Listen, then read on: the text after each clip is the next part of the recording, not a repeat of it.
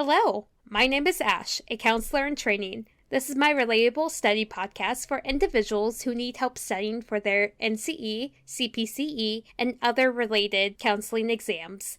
I'm going to go through many questions from multiple resources and make the answers relatable to both you and me. So get your listening ears on and let's get studying.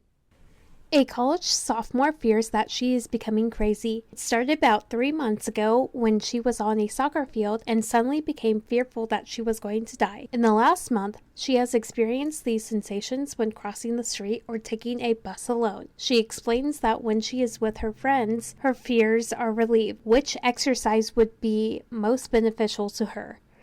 A. Cross a pedestrian zone repeatedly until the subject unit of distress reduces to half. B. Cross a pedestrian zone and use relaxation techniques when the SUD increases. C. Cross a pedestrian zone with a friend. D. Cross a pedestrian zone after taking an anti-anxiety pill. The answer is A. Cross a pedestrian zone repeatedly until the subject unit of distress reduces to half. This is exposure therapy at work. The therapist is using desensitization to help this client reduce the distress when crossing a pedestrian zone repeatedly until the distress reduces to half. The therapist uses several steps to help this client achieve this goal. A theorist who views developmental changes as quantitative is said to be an empiricist. The antithesis of this position holds that developmental strides are qualitative. What is the name given to this position? A. Behaviorism. B. Organism. C. Statistical developmentalism. D. All of the above.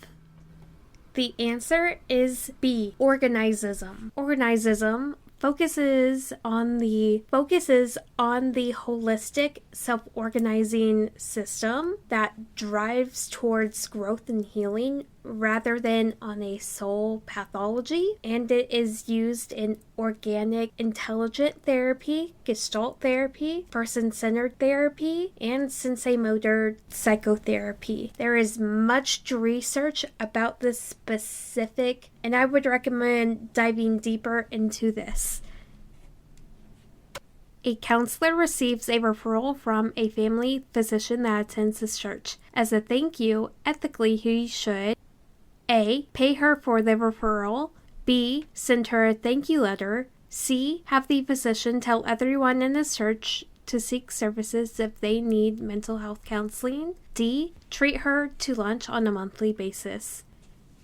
The correct answer is B. Send her a thank you letter. Paying for the referral and paying for lunch on a monthly basis would not be considered ethical for a referral. In addition, having the physician tell everyone in his church to seek his services if they need mental health counseling would be crossing into dual territories.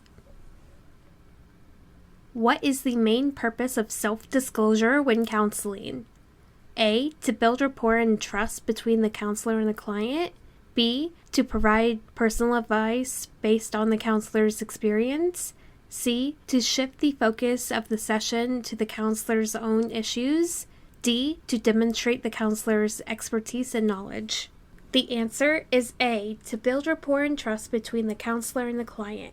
When you are self-disclosing, it must be done skillfully, and it should bring it back to the client and not focus on you, the counselor. There have been many times in my internship where I wanted to disclose something to my client, but the question I asked myself before I disclosed is, how will this affect the client? Will this benefit the client? How can it benefit the client? If I can't answer those two questions, then I will not disclose anything to the client.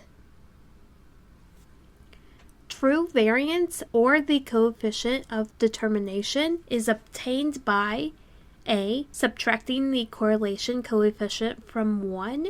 B. Adding the correlation coefficient to 1. C. Squaring the correlation coefficient. D. None of the above.